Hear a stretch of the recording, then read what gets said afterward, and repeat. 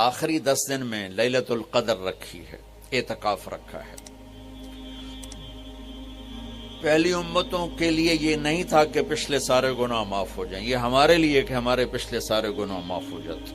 اللہ تعالیٰ کا عرش پہلے آسمان پہ آ جاتا ہے، جنت کے دروازے کھل جاتے ہیں، جہنم کے بند ہو جاتے ہیں، شیطان قید ہو جاتے ہیں، اور سمندر کی مچھلیاں اور زمین کی چونٹیاں تک روزہ رکھنے والوں کے لیے دعا کرتی ہیں۔ اور اللہ تعالیٰ جنت کو روزانہ کہتا ہے، ان قریب میرے نیک بندے بندیاں آنے والے ہیں، تو ان کے لیے میک اپ کر لے، تو ان کے لیے تیار ہو جائے۔ یہ اللہ تعالیٰ کی رحمت کو لینے کا سیزن ہے۔ پہلی امتوں کو اعتکاف نہیں ملا تھا، ہمیں اعتکاف ملا ہے کہ 10 دن اللہ دے بوئے تے پہ جاؤ، یا اللہ تیرے کو معافی کروا کے ہی اٹھنا ہے، ہمیں اٹھنا ہی کوئی نہیں۔ تو جو دروازے پہ آ جاتا ہے آدمی اسے معاف کر ہی دیتا ہے۔ کوئی بہت ہی سخت دل والا ہو تو معاف نہ کرے، ورنہ بڑے سے بڑے غصے والے بھی کہتا اچھا جی جاؤ معاف کیتا۔ اس میں ایک لیلۃ القدر ہے، وہ بعد میں بات کرتا ہوں۔ پھر اللہ تعالیٰ نے اس میں غریب آدمی کی کہ روزے اچھے گزر جائیں، عید اچھی گزر جائے، اس کے لیے اللہ تعالیٰ نے صدقہ فطر رکھا ہے۔ ہم اسے عید کے ساتھ جوڑ دیتے، پہلی رمضان سے دینا چاہیے تاکہ غریب اپنا کوئی روزہ تو رکھ سکے۔ پہلی رمضان سے 29 رمضان تک جب مرضی دے دیں، اور اگر وہ فطرانہ ادا نہیں کرتا تو اس کے روزے اس کے سر کے اوپر سے بھی نہیں جاتے، وہیں کھڑے رہتے ہیں۔ اور عام طور پر یہاں اخبار میں، ٹی وی پر گندم کے لحاظ سے آتا ہے 2 سیر کنک دے دو، وہ تھوڑے سے پیسے ہیں، 100-200 روپے ہے۔ میں آپ کو آپ سب مالدار لوگ بیٹھے ہیں، میں آپ کو اپنے نبی کا صدقہ فطر بتاتا ہوں کہ آپ کیا دیتے تھے۔ آپ کشمش دیتے تھے، کھجور دیتے تھے، جو بھی دیے ہیں۔ تو کشمش 3 کلو، بازار میں 3.5 کلو، بازار میں جا کے پوچھیں جو سب سے اچھی کشمش ہو، یا پھر درمیانی، گھٹیا نہیں درمیانی اور سب سے اچھی، پتہ کرے وہ کتنی ہے، 1000 روپے کلو ہے، 1500 روپے کلو ہے۔ آپ کے گھر کے 4 افراد ہیں تو ایک گھر سے 6000 روپیہ غریب کو جائے گا۔ آج تو 6000 میں ایک ہفتہ نہیں گزرتا۔ تو اب سب سے عرض کرتا ہوں، ویسے بھی خیرات کریں، افطاریاں کروائیں، اور صدقہ فطر کشمش کے حساب سے دیں۔ یہ آپ سب بھائی بہنوں کی خدمت میں گزارش ہے۔ اللہ نے آپ کو رزق دیا، خرچ کریں، یہی آپ کے ساتھ جائے گا، باقی سارا ادھر ہی رہ جائے گا۔ لیلۃ القدر، انا انزلناہ فی لیلۃ القدر وما ادراک ما لیلۃ القدر لیلۃ القدر خیر من 1000 شہر تنزل الملائکۃ فیہا باذن ربہم من کل امر سلام ہی حتی مطلع الفجر۔ ہم نے قرآن کو لیلۃ القدر میں اتارا، تمہیں کیا خبر کہ لیلۃ القدر کیا ہے؟ لیلۃ القدر 1000 مہینوں سے بہتر ہے۔ اس میں فرشتے اترتے ہیں اور یہ صبح تک رہتی ہے۔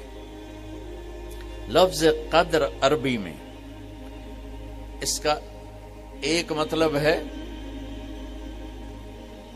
قیمت، سبحان اللہ۔ تو اللہ نے کہا میں تمہیں بتاؤں، آپ سب تاجر بیٹھے ہو، لیلۃ القدر کی قیمت کیا ہے؟ 1000 مہینوں سے بہتر ہے، 1000 مہینوں سے بہتر ہے۔ اب 1 روپے پر 1000 نفع لے سکتے ہیں؟ دنیا میں کوئی ایسا کاروبار ہے؟ جو ہیروئن بیچتے ہیں وہ بھی نہیں لے سکتے۔ اور میرا اللہ کہہ رہا ہے 1 رات 1000 مہینے، یعنی کوئی 82-83 سال۔ یہ تو آ گیا پہلا قدر۔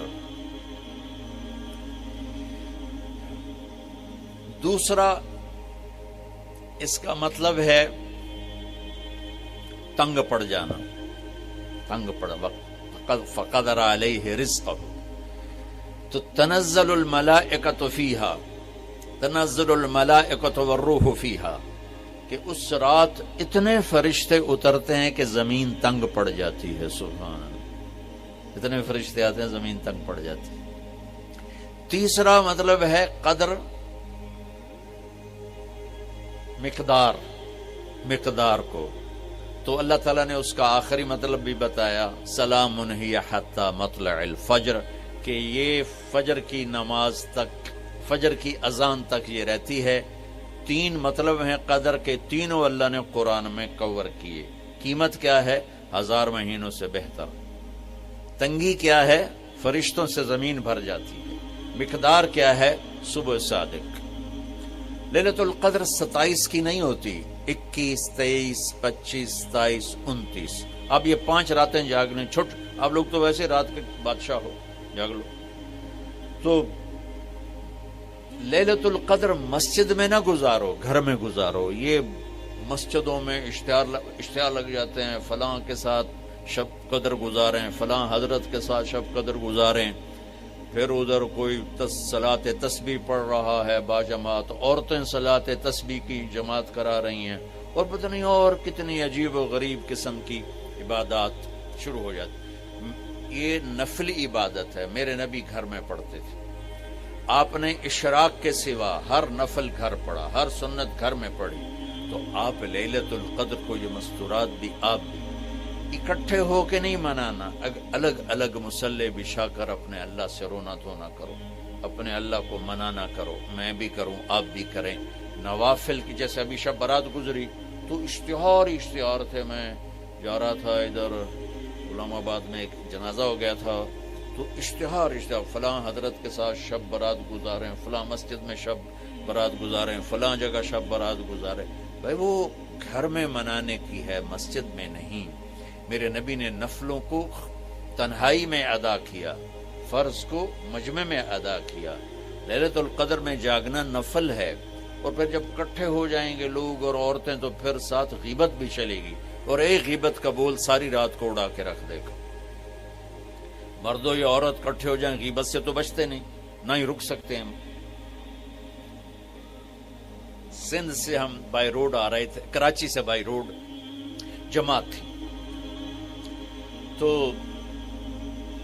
وہ راستے میں بڑی غیبت کریں، نوجوان تھے سارے نئے نئے، میں چپ کر کے سنتا رہا۔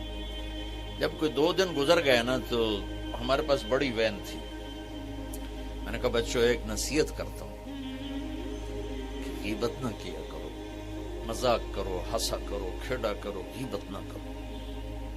تھوڑی سی میں نے اس پہ بات کی تو بڑے متاثر ہوئے، کہا جی ٹھیک ہے انشاءاللہ آئندہ بالکل نہیں کریں۔ کوئی آدھا گھنٹہ گاڑی میں سناٹا رہا، آدھے گھنٹے کے بعد ایک بولے مولانا یہ غیبت نہ کری تو پھر گلاں کی کریے۔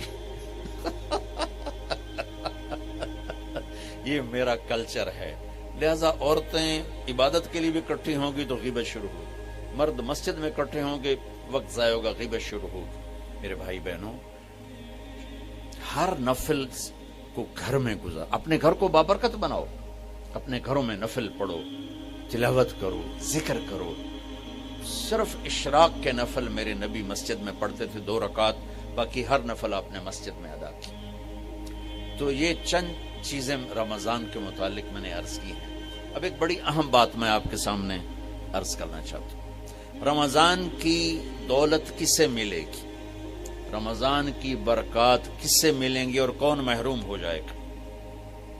آپ نے فرمایا 4 آدمی ایسے ہیں جن کی رمضان اور شب قدر میں بھی بخشش نہیں ہوتی، بس اس سے ہم اپنے آپ کو بچا لیں۔